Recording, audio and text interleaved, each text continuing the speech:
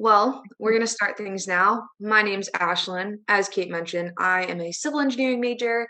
I wrapped up sophomore year and will be a junior come this fall. I have been at Virginia Tech since fall of 2021, my freshman year, and I kind of knew I wanted to declare civil right away. Always been on that track.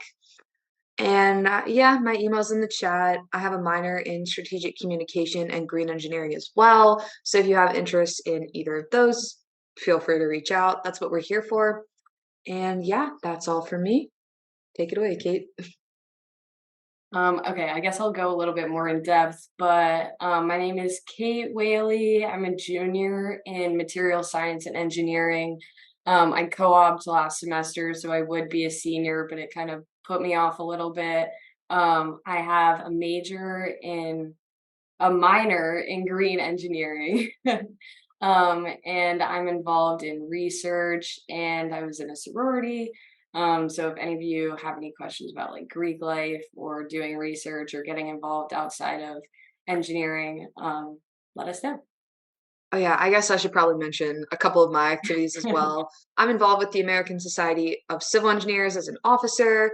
I am currently still in a sorority. I'm a Hokie ambassador, which is our tour guides here, non-engineering specific. Obviously, Kate and I are both on the dean's team, which is why we're here presenting to you about the College of Engineering. And I have an internship this summer, had an internship last summer, and we'll kind of go more in depth into career opportunities and professional development later in our slideshow as well. And with that, Kate, if you want to take it away with the first slide. So if you're wondering what it takes to be a successful student at Virginia Tech, first and foremost is curiosity and creativity. We want you to be interested in what you're learning. So being able to have that interest in STEM is the most important thing. Next is teamwork. We do a lot of group work, especially if you're involved in research. You have a research group. In your first year of engineering, we take a class called Foundations of Engineering, which we'll talk about more later, in which you have a big group project, and it's pretty much the whole semester. So you really need to get used to working in teams and kind of like sorting out how you're going to place the roles and things like that. So teamwork is number two. Study habits. STEM is definitely a um, hard major. Engineering is hard. Nobody's denying that, but it is manageable.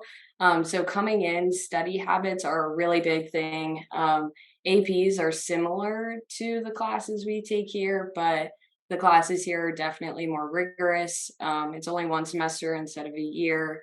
So it goes by a lot quicker. And so having study habits and good time management skills will allow you to plan out your classes and get used to your course load that first year.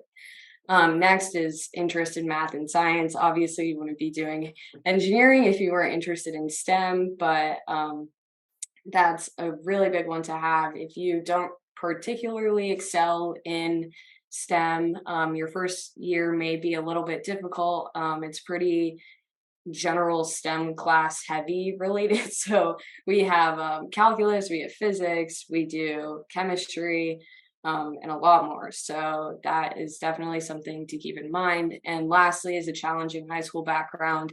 I do want to point out that we are not related to admissions at all. So we can't say anything about if you have something, then you'll get in because we don't deal with that. But a challenging high school background will show that you have the ability to study for hard classes, pass hard classes, take available or take a hold of the resources that you have available to you.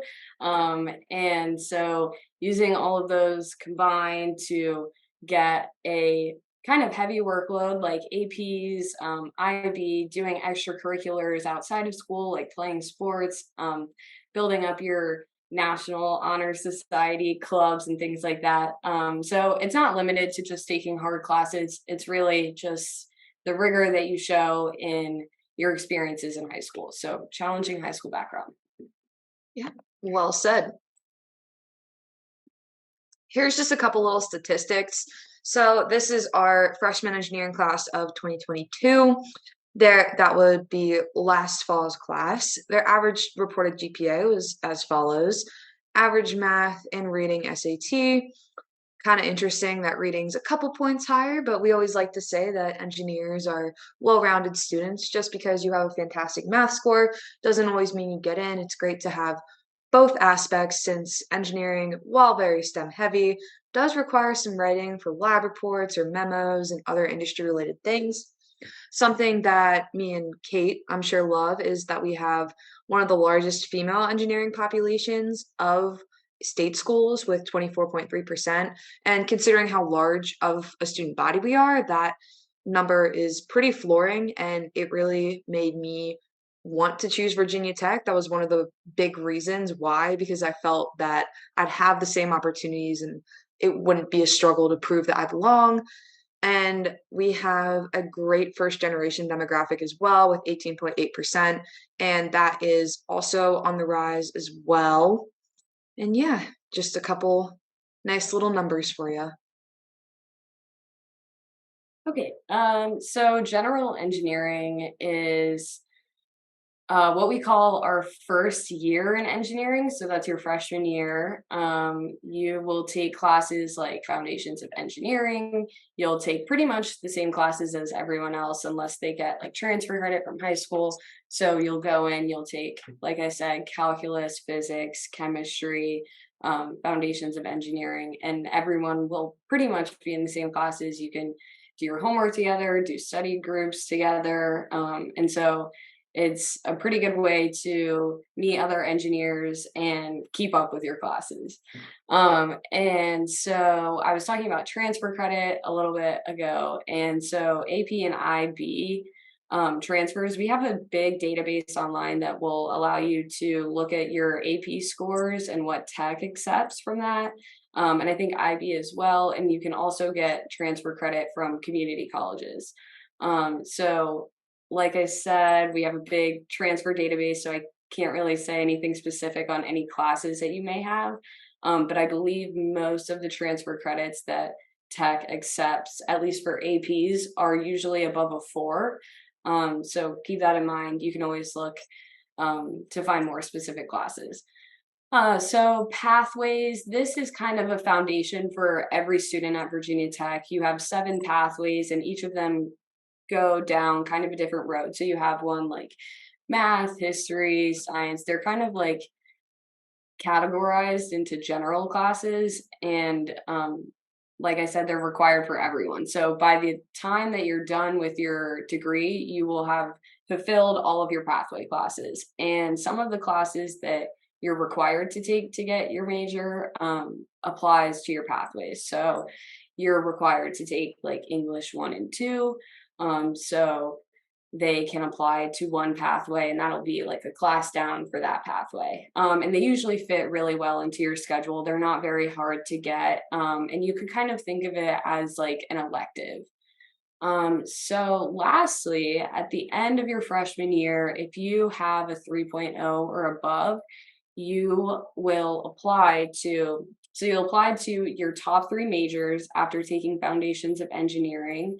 It prepares you to apply to these majors. You go into all of the different engineering majors and what jobs go along with that.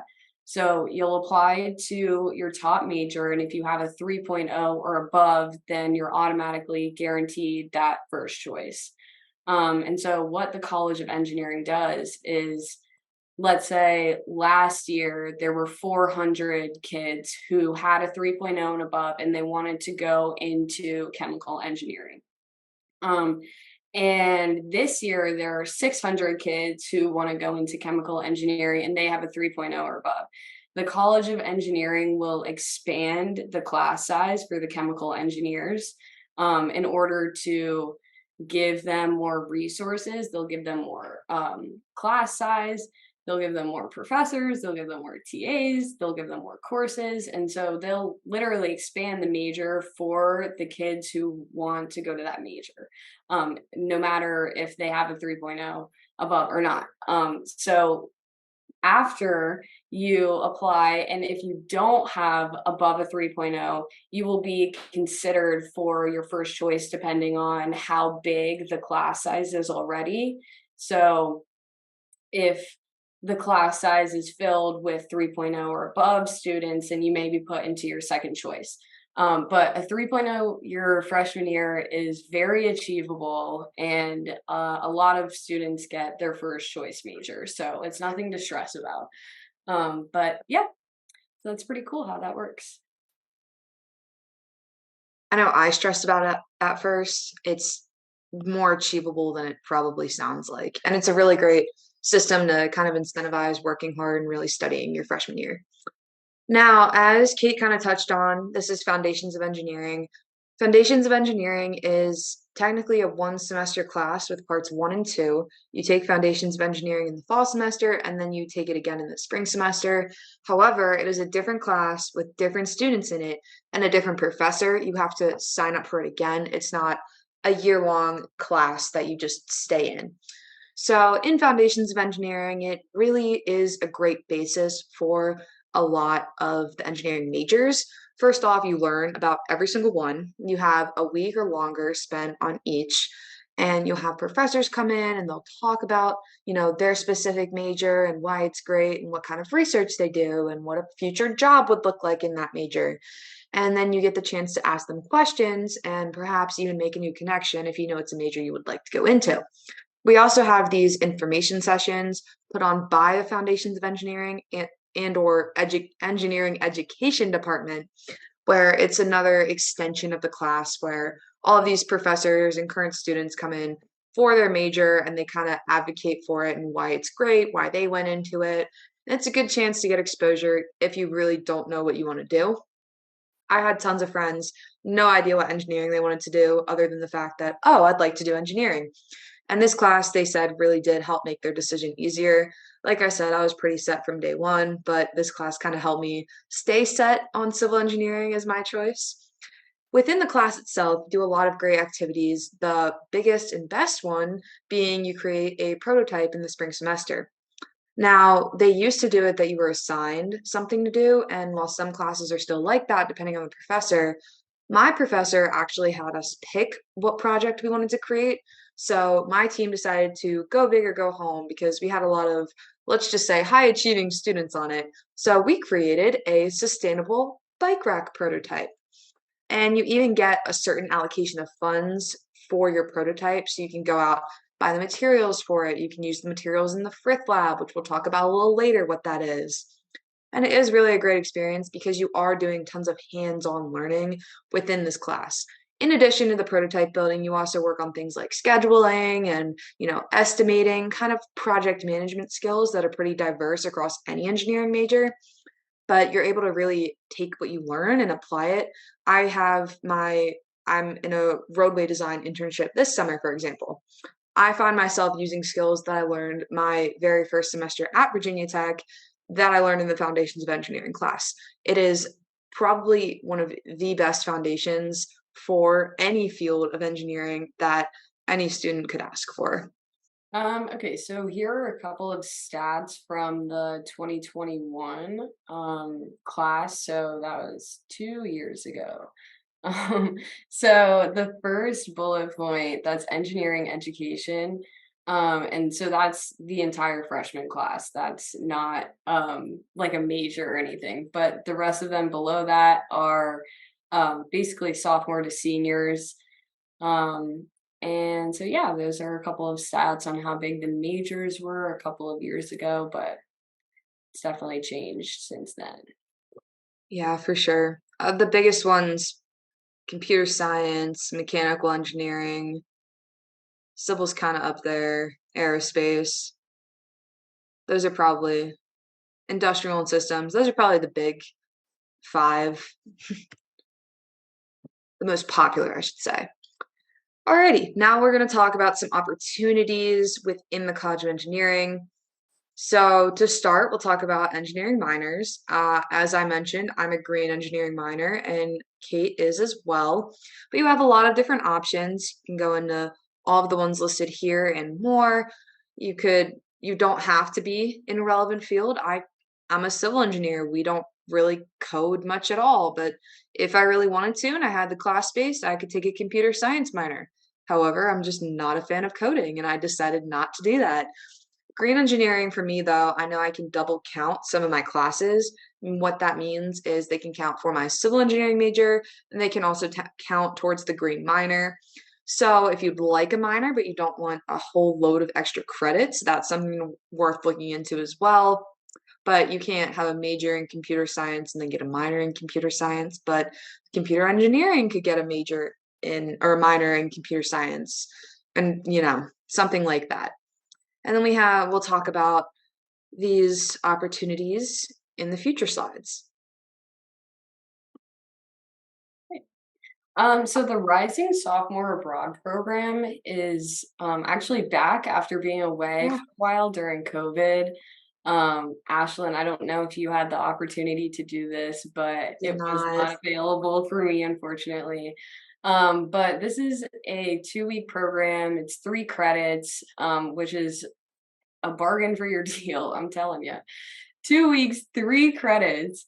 There's a list of locations for 2023. They pretty much change every year, but these are the general locations that TAC has available. Um, you unfortunately have to pay for it, but we do have scholarships available if you wanted to look into that. And the global engineering department does a great job of providing scholarships for this type of stuff.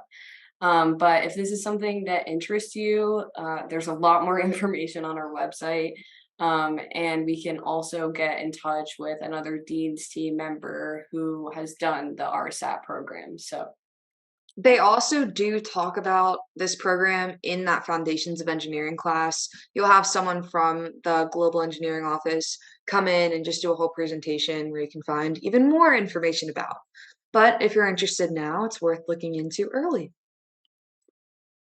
We kind of touched on this already, but internships and co-op experiences are a huge thing at Virginia Tech, not required by any means to get a degree.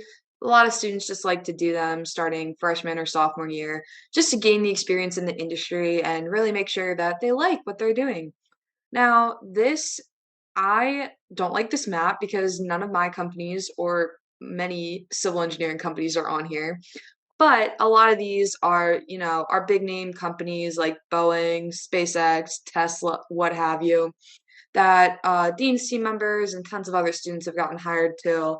I know Boeing is actually a big sponsor and they hire tons of Virginia Tech students. If you are interested in working for them, it's a great place to go to school then. And yeah, we both have our own internship and working stories. I can say mine has been so worthwhile and I'm really glad where I am. And I couldn't have gotten there without Virginia Tech. So career fairs. So we have one of the largest student-run career fairs in the country with over 300 companies this past year coming to Virginia Tech. It's a week-long event called Expo.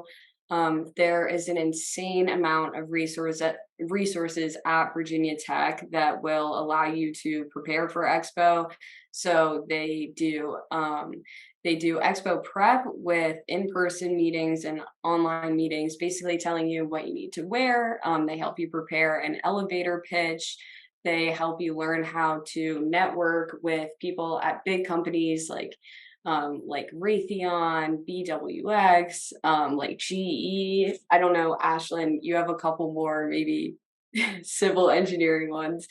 Other Um, side of the fence. yes, yeah.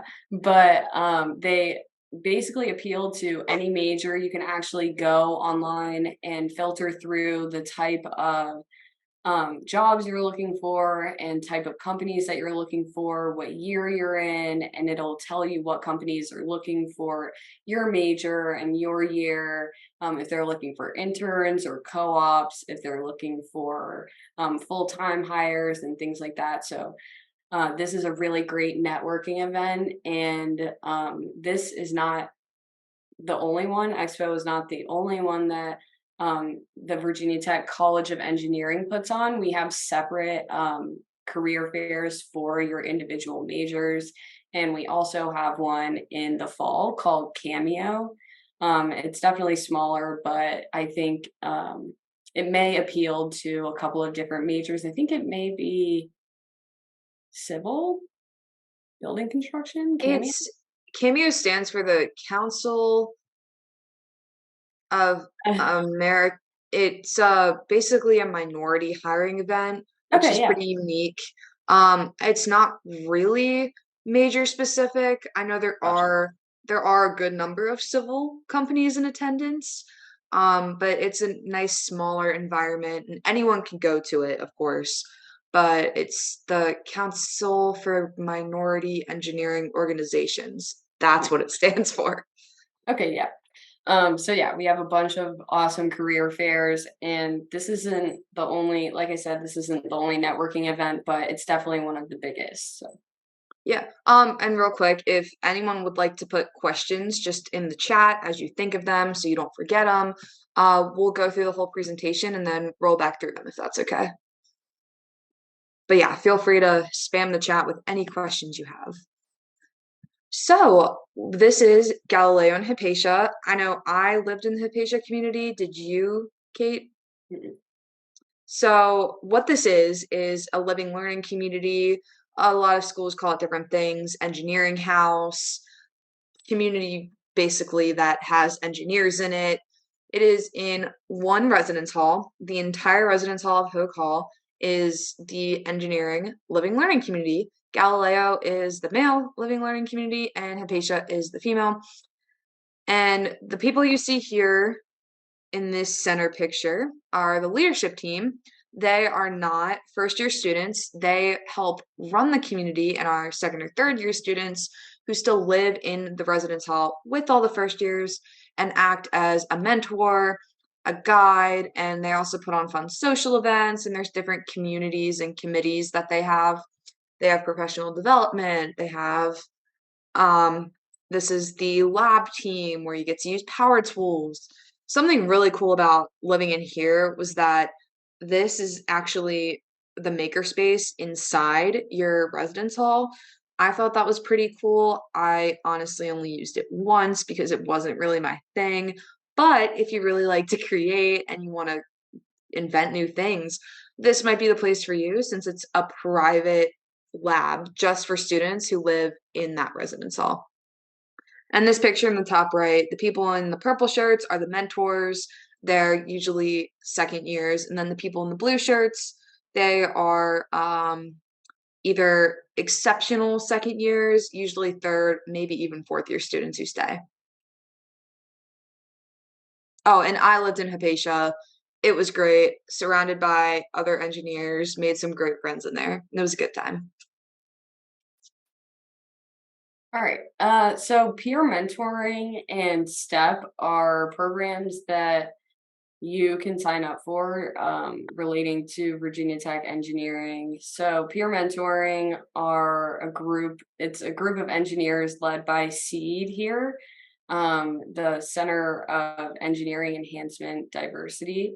And they basically take on students who are still in school and they assign them to a group of mentors or mentees, and they basically set up weekly meetings with you, and you can go through things like reviewing your resume or ways to improve your study habits or time management, and things like that. And you can basically just ask them like anything about like, when should I schedule this class? Where is this building? Who should I like apply to for this class, or who should I talk to about research?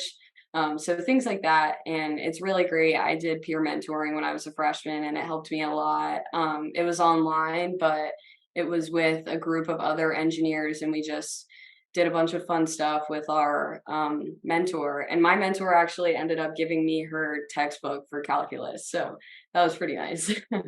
And then STEP is a 3-week program in the summer. And yeah, It's the summer before your freshman year, and what you do is you go and you take classes that you would take your freshman year in order to learn about the rigor and intensity of the classes and how to deal with them if the classes are something that you think you'll struggle with. Unfortunately, you do have to pay for it, but you get to meet the professors.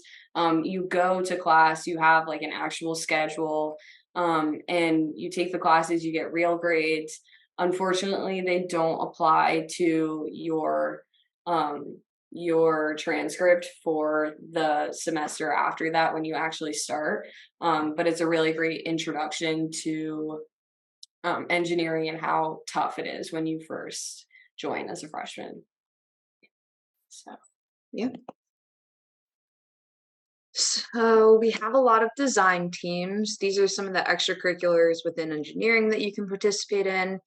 We do have something called the Ware Lab. The Ware Lab is where a lot of the College of Engineering design teams are housed, and they each have their own separate bay, if you will. Like you see here, this car, it's in the Ware Lab in this picture, and it's in their workspace. A couple highlights. I can't speak on a ton of these. A lot of people really like our Formula SAE team. That seems to be very popular. Apparently, they're really, really good and do very well in competition.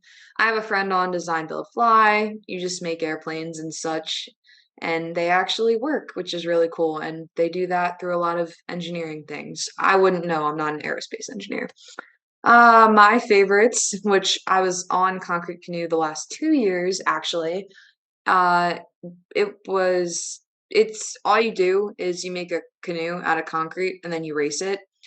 Super fun. And I was kind of roped into it by a friend. I didn't want to do it, but I'm so glad I did. Now I'm just focusing on my classes and, applying to grad school perhaps, that type of thing. So no time for it now, unfortunately, but it was a great experience. And Steel Bridge is another more civil specific team. They create, and then they erect a steel bridge just in the Ware Lab.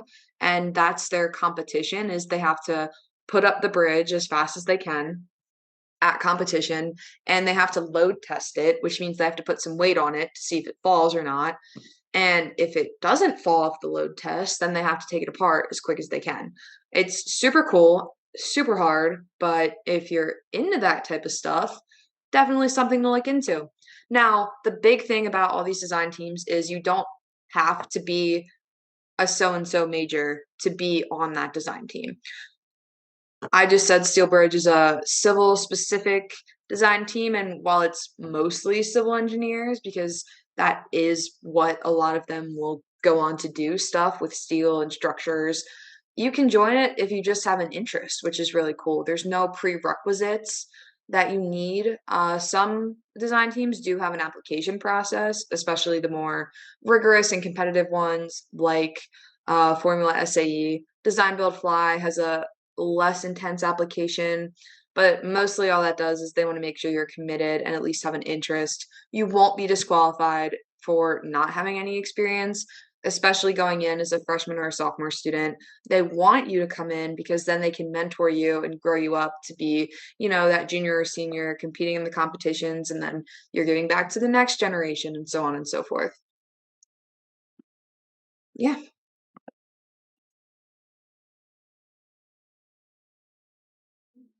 okay, so some quick rankings. We ranked 16th best in undergraduate programs and 30th best in graduate programs. We're the number 7 producer of engineers and number 8 for women engineers. Come on now. Too good. Definitely.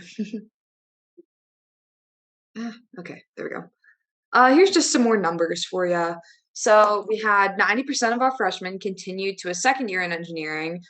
Our incoming class is massive, and that's kind of why we have the engineer education program before students, quote unquote, waste an entire year doing something that really isn't for them. A lot of the classes that you do take freshman year of engineering, like the chemistry class, like the calculus class, those can transfer to other majors, especially those in the STEM field still. So if you find out engineering may not be entirely for you, you can still have those credits instead of having to start all over. And 90% retention still is a great number. And that is the last 5 years average. After graduation, don't take too much from these numbers since only 70% responded, but 59% are employed and 20% plan to attend graduate school or have accepted admission somewhere. But most of our students do go on to either graduate school or the workplace. It's just hard for people to respond to surveys sometimes. The median starting salary, however, is around $70,000 and it is trending upward for a lot of engineering majors compared to the 63K median for the rest of the school. As you all are probably aware, engineering is a very well respected and lucrative field if you put your best foot forward, and that's the statistics to prove it from our recent graduates. Okay. So scholarships are actually really, really, I don't want to say easy to get here, but they're very accessible. We have a massive database that puts in all of the scholarships available for you specifically. You basically fill out an application describing pretty much like your interests, what you do, your major. You also fill out your FAFSA and enter that in as well, and it'll generate scholarships available to you. So one thing that I do want to point out is that when you go into your sophomore year and you've declared a major, there may be more scholarships available than due to people donating specifically to individual majors, and donations that go to that major. So, like for example, my major is material science. Tim Sands was in material science, so one of our buildings has to be paid for by him, but Tim um Sands is the president of Virginia Tech, yes. for those of you who may not have been. Right. But like I said, scholarships are very accessible and available to students here. This is just scholarships relating to tech. Of course, you could apply to scholarships outside of tech. We also have things like grants, and we sorry.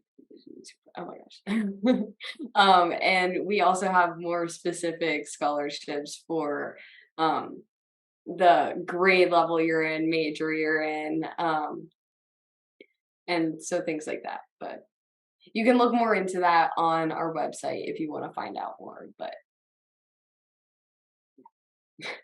The College of Engineering does have some computer requirements. The biggest one being it must be a laptop or two-in-one tablet.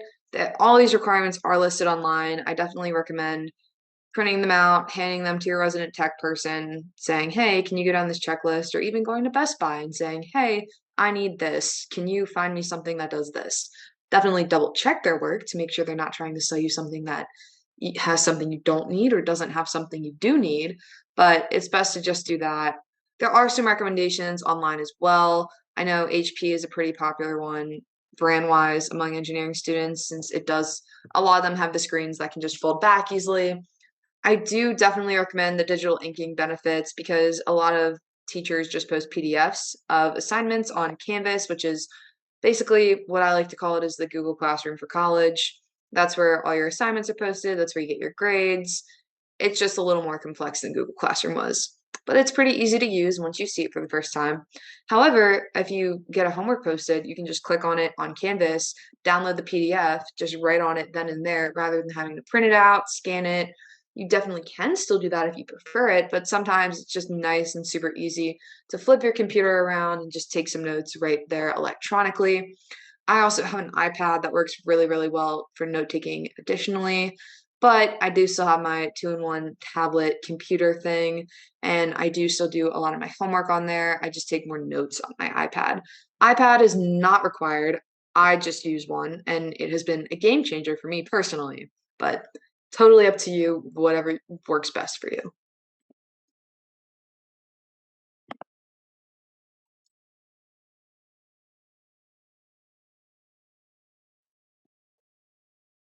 Okay. So electrical engineering is one of our more it's one of the smaller ones, but it goes hand in hand with the next two, which are computer engineering and computer science. So I'll just go over like all three right now. But Go for it. so electrical is what we like to call like the hardware side of it. You're playing with the wires, circuits, like boards, things like that. And then the next one, the computer engineering is what we like to call like the software side where you're or yeah, so actually skip to the next one. Computer science is the software side. That's completely online. I know Olivia can talk a little bit more about that, but then if we switch back to computer engineering, that's a combination of the both of them. So you're building the hardware and then you're using the software to basically use the hardware. So you can build things like computers, like I know, like I did a little Pi like Raspberry Pi thing one time. That's like the closest I'll get to it. But these majors are funded heavily. We have a really big research uh, grant basis pretty much. So we have $53 million in research. And so these majors really utilize that funding to an extent that is insane. You can see in the top right here, that's the cube. It's basically like a virtual digital reality type thing, and it can generate different landscapes inside of that cube. Top left, top left. Oh, okay. Yeah, that Was trying to one. be helpful and I circled the No, wrong you're one. good. You're good. And then the bottom left is the hackathon. I'm sure Olivia could write a little bit more about that in the chat, but I believe it's like 24 hours and you can come Yeah, up I with think you're your stuck in own a room. your own project. You make your own project, you hack it, you debug it and everything. Like a So this is a marathon really type cool thing. event.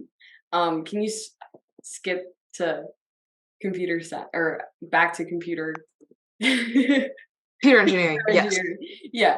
Um, so that top right one is a thin film being printed for a processor chip. That that's I pretty. didn't know that, so that's Yeah, I impressive. don't know how I know that, but so it's material science. And then can you flip back to the electrical?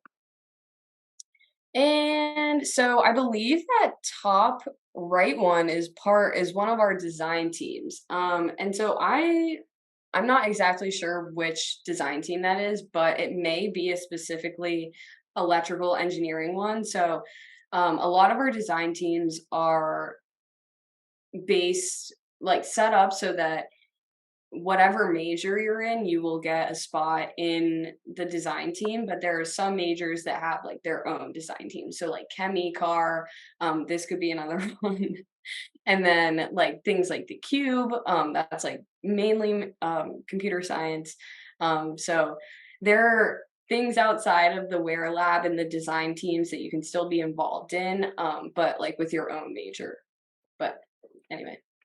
Mechanical engineering is probably either our biggest or second biggest major now. There's a lot of different paths you can go within mechanical. This top left is one of our design teams. That's a dancing robot that was actually created by our students, mechanical engineering students, in a lab in Goodwin Hall. I believe this is Formula SAE again. A lot of mechanical engineering students do like to participate in that. And this is the Eco Car. I guess they make an economical car, but as it's, automotive type things, that's mainly mechanical engineers focus. And these are all just the different paths that you can follow within mechanical engineering. You don't really have to pick a path until later on. You don't have to go in sophomore year and say, I'm definitely doing automotive. This is kind of just so you know that you can take a different career path, and all mechanical engineers don't have to do just one thing or the other. Right. Um, so aerospace basically goes into the areas of aerodynamics, flight dynamics, controls, propulsion and aerospace structures. So like airplanes, helicopters, things like that, you know. If you are visiting tech sometime soon, we have a Rolls-Royce Trent 1000 engine in Goodwin Hall. This is the one in the top left up here. And then the one in the top right, that's our drone field. So it's like this big mesh cage where you can go and test out things that you may have built in aerospace. You can also fly your drone there. I think they have like a little like course set up for your drone, so that's pretty cool too. Yeah, it's open to everybody, but just a lot of aerospace students are the Yeah. ones that utilize it. Yeah, but yeah, space. Ocean engineering is quite similar to aerospace, even though it's in the water, but air and water have similar properties, so they're kind of lumped in one department called AOE, Aerospace and Ocean Engineering. A couple design teams are in the ocean engineering kind of segment of things. We have the Sailbot team, which is the robot sailboat type thing. Human powered submarine, which is really cool. That's this. It's, a human powered submarine. I wish I could speak more on it, but that is not my forte. And again, these are just some paths you can go into within ocean engineering. You can kind of pick what you like the best and focus on one of these or multiple of these.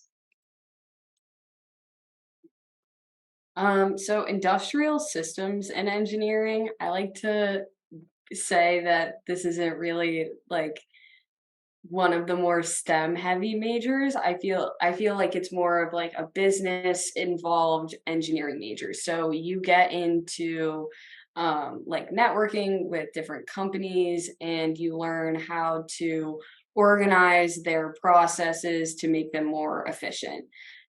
So human factors, engineering, and ergonomics.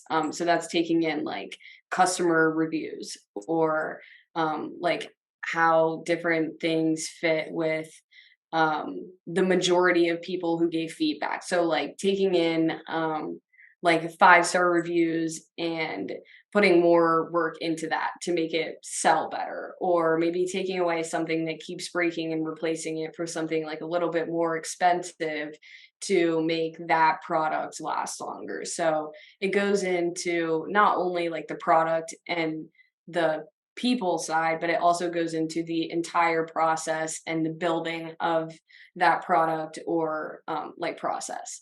So yeah, and this is also a really big major here. Yeah. Chemical engineering it's not chemistry. These and one of the biggest ways it differs is it focuses a lot more on the final products rather than just experimenting with chemicals. You still do that, of course, as well, and you do take a lot of the same classes as, say, a chemistry major would, but chemical engineers are able to focus on, again, one of these paths, which chemistry majors really aren't. They kind of have to focus on more theoretical things and trying to see what would happen if they mix A with B.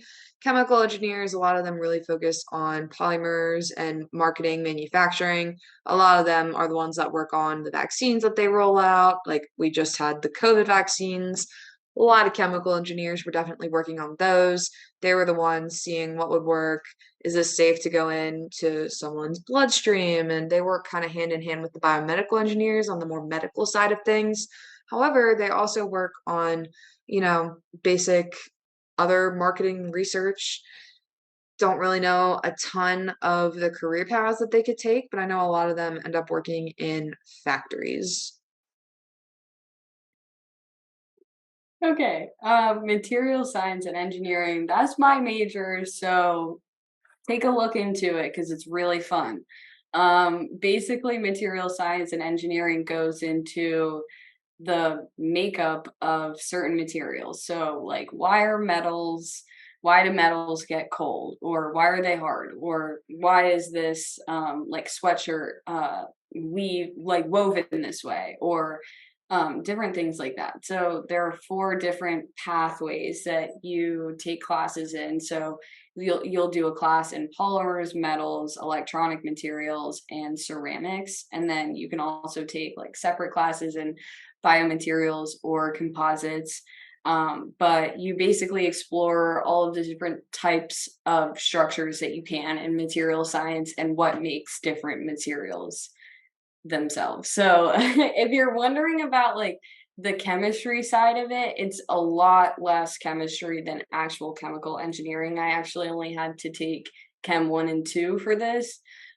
So we don't focus as much on like what is this made of. We focus more on like how are the atoms structured that makes it behave like this. So that's material science and engineering. It's pretty cool. Look into it if you're like interested in chemistry but don't want the whole thing. So Oh, look what's next. I didn't miss one, right? No, I didn't. So civil engineering, you only have to take Chem 1, just saying. But this is my major. It's super cool. These are all the different paths you can take. Besides mechanical, I like to say civil is the most broad major. You can do a lot more with it. I used to think I wanted to do construction. I really don't anymore. Now I'm working in transportation. That's where my internship this summer is. That's where I'm gonna aim at least to get a full-time job out of. Within transportation, even there's so many different paths you can take. You can go planning, traffic, highway design. It really is a pretty encompassing major. And for those of you who wanted to do environmental engineering, environmental is their own separate thing, but it is lumped under civil engineering. However, and we will get to that soon, we do have something called biological systems engineering, which also could interest you, but we'll talk about that in a bit. Within civil engineering, you take a lot of cool classes. You have to take uh six, yeah, 6 out of the 8 foundation classes of these disciplines. The two I'm personally skipping are materials because I don't want to do pavement design and environmental just because I am kind of getting that in my internship already. But it's up to you and you totally get to pick, no strings attached. This is a picture of the steel bridge team. They're building the bridge at the moment. Super cool. It's actual steel. And this is a picture of the concrete canoe team. They're pouring the concrete in the mold. Civil engineering's great. And they're, yeah, it's a great field. If you have questions about it, feel free to email me. My inbox, I guess, is always open. so CEM is one of the construction majors that we have in engineering. We also have building construction, which is technically not an engineering major, but it's included in the College of Engineering at Virginia Tech. But back to CEM, this is basically learning how to control the entire, from start to finish construction project or site that you're working on. So dealing with people, making sure everyone is safe, making sure everything is going efficiently, planning efficiently, everything is cost effective, everything is environmentally safe, and everybody's socially aware. So CEM is exactly what it is: construction engineering and management. You get the whole process from it. And two things about CEM majors is that they, first of all, they get to wear their graduation, or oh my gosh, they get to wear their hard hats at graduation. So it's just Just a like bunch of this one. orange hard hats. Yeah, just like the one in the top right. But another thing is that CEM has a 100% placement rate out of college for jobs. So Just none to of them are unemployed. All of them are employed. Yep. just to chime in real quick on that, as we kind of mentioned, you can do construction with a civil engineering degree. And if you don't know that you want to do construction, that could be a good option. However, like I said, with civil, you have to take 6 of the 8 of these. And if you know you want to go construction all the way, why waste your time per se? So that's why they created this major so you could focus on the project management and that Virginia Tech could really produce top-notch students who want to go into this field even though you technically can reach the project management track under civil, since I thought that's what I was going to do, but I ended up not. This is just kind of a new and unique thing, and I think Virginia Tech is the only school that does offer this as a major. I think we used to be the only one. And we kind of touched on building construction already. As Kate said, it is not an engineering major, but it is housed under the College of Engineering. Building construction focuses more on the day to day operations on a field site, being these people usually graduate and become superintendents or engineers on site every single day or most days. Or if they're not on site physically, they're working in a trailer or a building nearby to their site. And they're pretty much on projects their entire career. Building construction really focuses on managing your subcontractors and, like I said, the day to day workplace things, while construction engineering and management, those people usually become project managers who focus more on the estimating and analysis and big picture, while these people are the managers running the day-to-day operations. I hope that kind of makes sense. If you have questions about the distinctions between any of these three, I worked for a general contractor last summer as an intern. Please feel free to reach out to me about that as well, since I know it can be kind of confusing. Okay. Mining and minerals engineering goes into geosciences combined with engineering management, and it's basically just developing new technology for mineral recovery. So different areas of study include mineral exploration, evaluation, development, extraction, mineral processing, and environmental management. And another cool thing about this major is that they also have a 100% job placement rate out of college.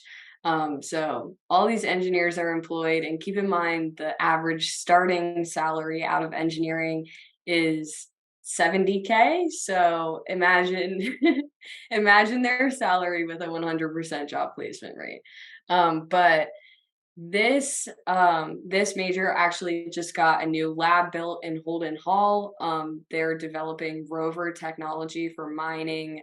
It's autonomous robotics, and I think I saw something in the comments about something related to robotics. Pretty much all of the majors have something related to robotics, but if you're specifically interested in going into like just robotics, I would say mechanical. But Agreed. but anyway, yeah. So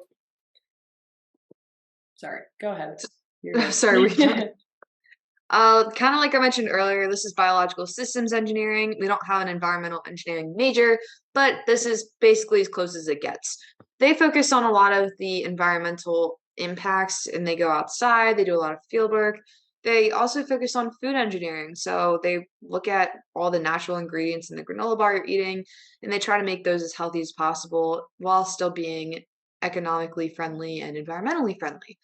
So that's been super cool. I have a good friend in this who's from my hometown. They get a lot of study abroad opportunities that she told me. She's actually in Spain and Italy and a lot of other countries all summer with the biological systems department. So that's another great opportunity if you like to go abroad. You get to go study, some environmental impacts in other countries. And a lot of people in this major do go into health professions because they spend their whole undergraduate careers doing food science or trying to make the world a better place. And some go on, some don't. There's a lot of careers that can come from this degree. And while other schools do have biological systems engineering, not a ton do. So it is a pretty unique major to get.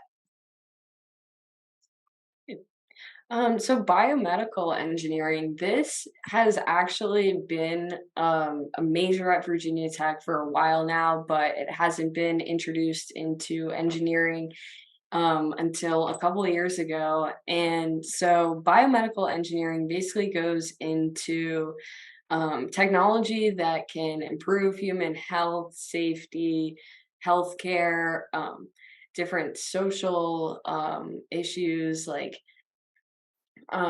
technology for like HIV or AIDS or different types of technology that can improve different areas of life, not excluding like political, social. I mean, basically, biomedical engineering goes into a bunch of different fields. You could get involved in pharmaceuticals, you could get involved in technology, you could get involved in like different equipment.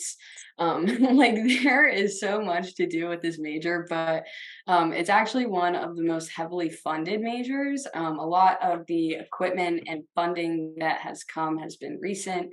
So there's a lot of new technology, new professors, and new courses available for this actual major.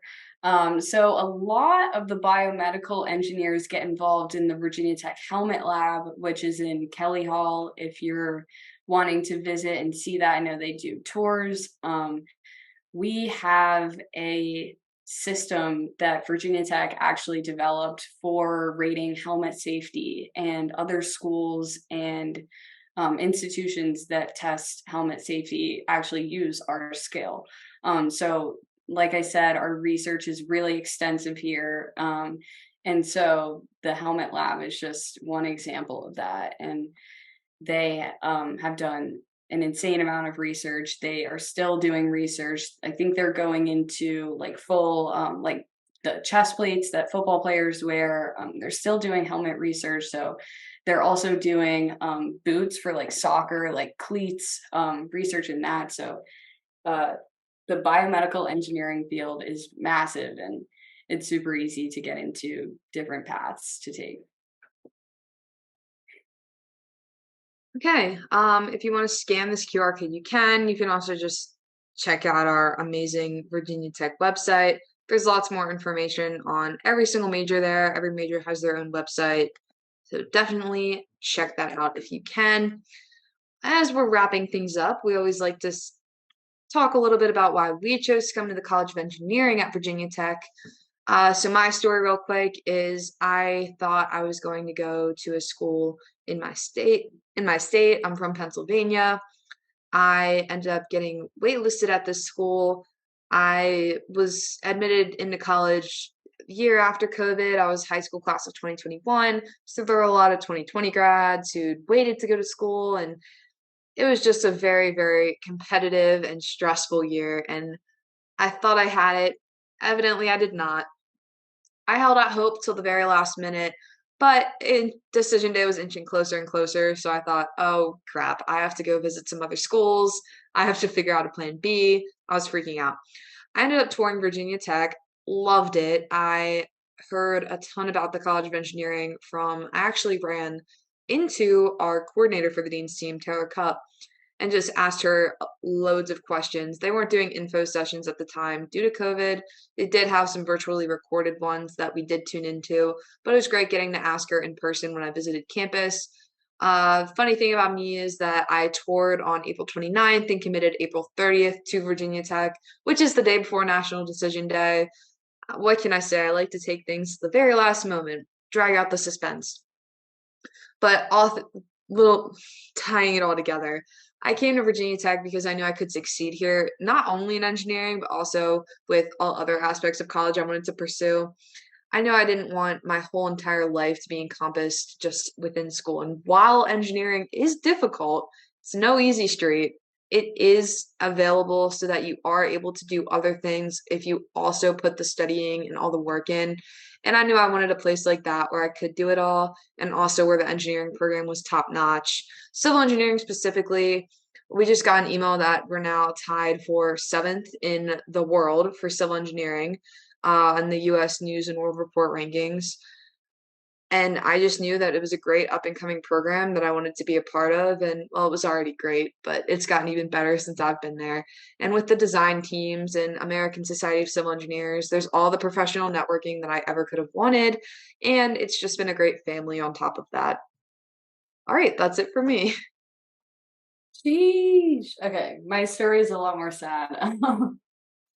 I actually did not set foot on tech campus until move-in day.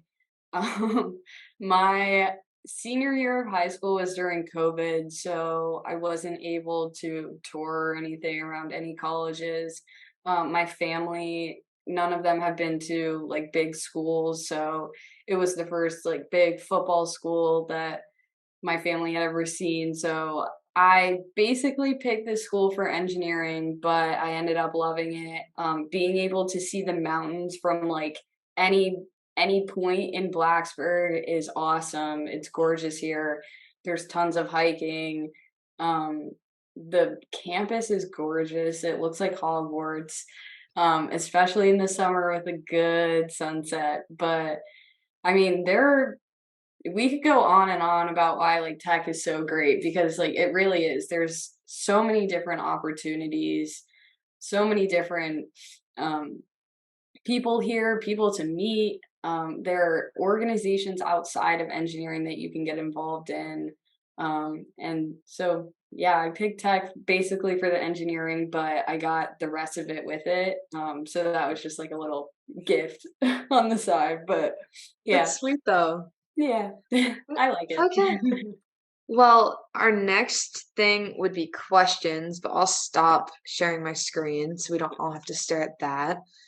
We'll answer them from the chat first. So the study abroad question, with this study abroad program, are students who study abroad still able to graduate on time? With RSAP, the Rising Sophomore Abroad program, it's only 2 weeks in the summer between your freshman and sophomore year, so it won't put you off. But most engineers, I believe, do study abroad in the summer. I know that chemical engineering, they're actually required to do a lab study abroad. So I believe they go to Germany or Switzerland in one of their There's summer. also an opportunity to do that lab in Blacksburg, but most of them take it as an Yeah, yeah, yeah. opportunity to Yeah, get out of it's not like required to yeah. go abroad, but it's like it's there for your taking. But so yeah, I actually did a study abroad in Ghana over the summer, and it doesn't push you off. You still start your semester on time. So Yeah, I'd say usually you're pretty good. If you study abroad for more than one semester, maybe it could impact you.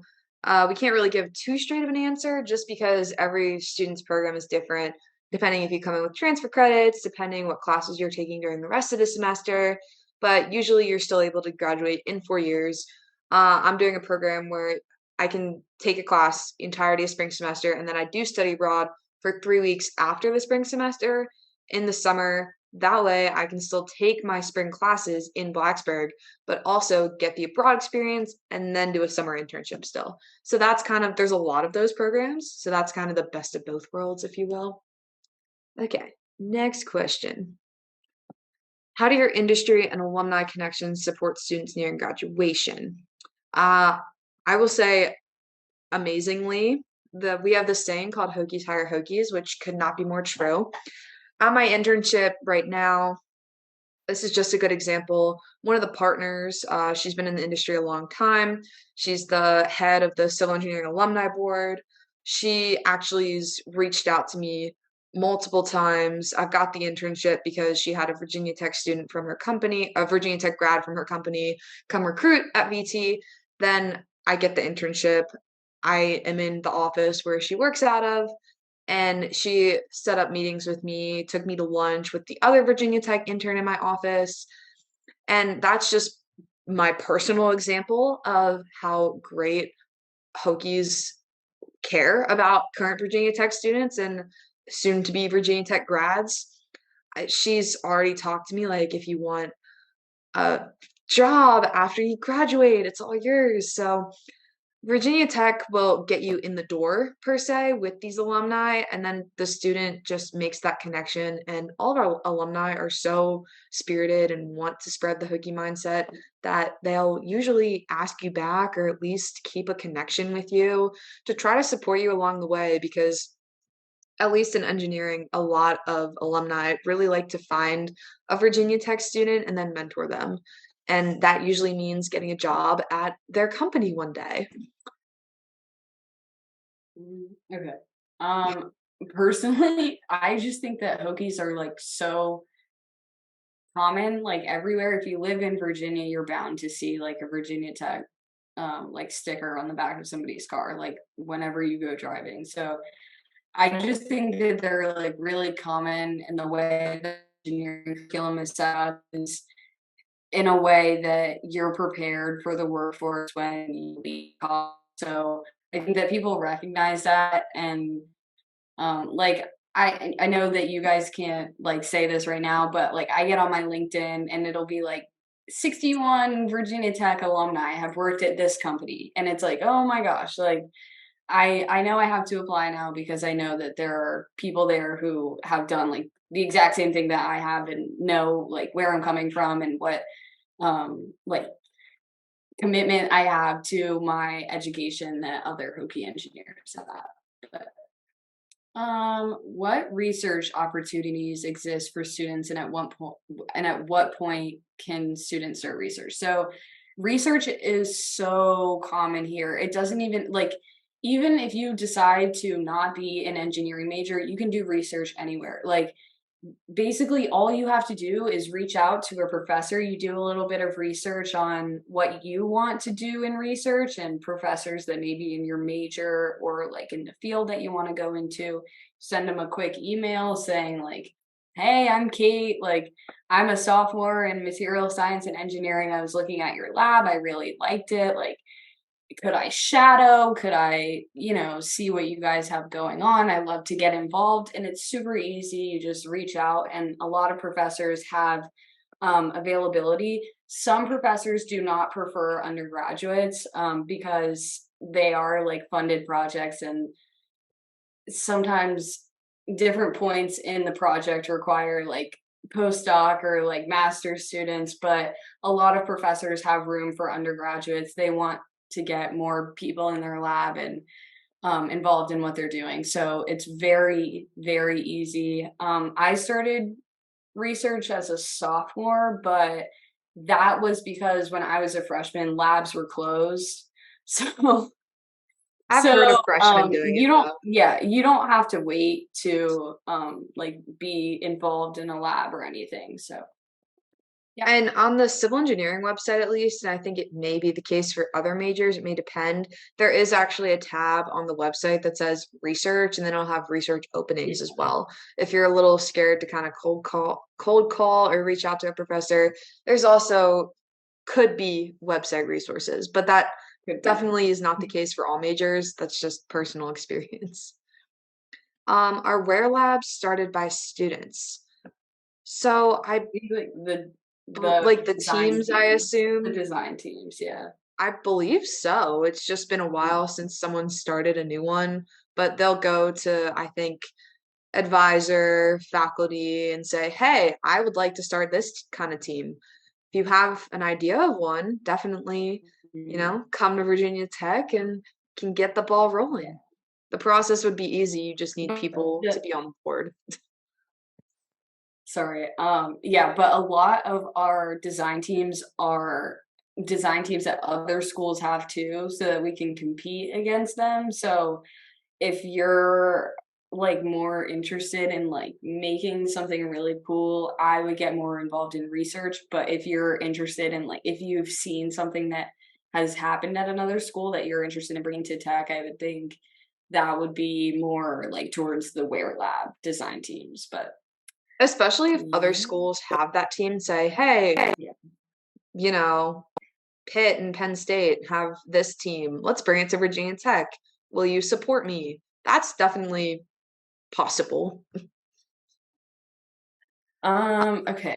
We're getting into 8:15. I won't be mad if you guys leave, but You if you are free to go can if you stay, don't want to that's hear totally this. you have our emails, so definitely reach out, but we'll keep answering questions. Yeah. What What division division are your are your sports? sports? We're D1 in most of our sports. Uh, ACC. no, yeah, we're D1 in all of our sports, and then we have club sports. Like I know how some schools do like D1 and like football, and then the rest of it is like D3. We just have like all D1 and then club. Mhm. Which area has the most related to robotics? Definitely mechanical. Mechanical. How difficult is it to get in classes cross major? Does this mean like outside of the major, like outside of the engineering majoring? It's I'm not assuming difficult. I'm assuming it means like uh I don't know, material science to civil, maybe. Oh, Yeah, yeah, okay. okay. Honestly, I'm not totally sure. Some of the classes actually overlap um in different majors, so you may like we actually if you're interested in looking into the actual courses that you'll be taking in a specific engineering major, you can look up like material science and engineering course sheet, like course Check sheets, sheet, yeah. and then click like VT and it'll bring up like your entire course list for like the whole 4 years. So yeah. Here, I'll put a Um, link in the chat real quick for yes. that. I was literally just looking at this with my friend from home who's attending VT in the fall, not for engineering, but I was still helping her out. So that link will take you to the registrars where they have the check sheets for every single major Virginia Tech offers. Just find the engineering one you're interested in, and then you can print them out and compare if need be. Okay, and then lastly, Audrey, all of my classes have been taught by a professor. I've never had a TA professor or TA teach my class. Mine Um, as well.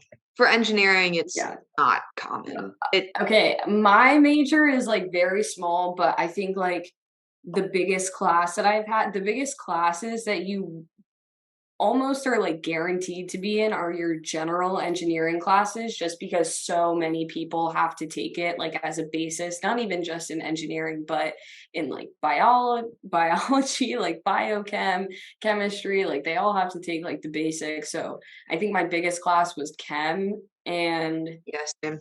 they really try and break it up so that you're not in that big of classes. But after I got into my major, my biggest class was like 30 kids. And like I think I've had a couple of TAs that will do like office hours. But if you like really need to talk to your professor, you can just email them and like set up a private Zoom. But the TAs are like pretty helpful. Yeah, Um, they don't because teach, but like they're they're like there. engineering students, like they have excelled in the class that you're taking, so they're able to like communicate it to you as a student. So those are pretty nice. But yeah, I've never had a class taught by a TA. If anybody has any other questions, drop them now or email them to us. But yeah, thank you guys. Yes, thank you guys for popping on, hearing a bit about it. Yeah. um, is there anything else we should mention? Anything else we should mention? If you're gonna come to tech, look into which dorms are AC and which are not. If you're not going, Galopecia. Also, look at what dining halls you're living by. That's a big one. That's a big one. I lived near the Uh, Dunkin', which was yeah. definitely nice. And if you happen to have like Instagram, YouTube, TikTok, whatever, look up Enter Sandman, like the entrance to the tech games. So hype, so much energy, so much fun. If you have the opportunity to come to a football game, come to a football game. They're so much fun, even though we lose, but we still love them. We Um, we went occasionally, time to time. occasionally. I can't count ourselves out yet. Um, but yeah, I hope you guys have a good night.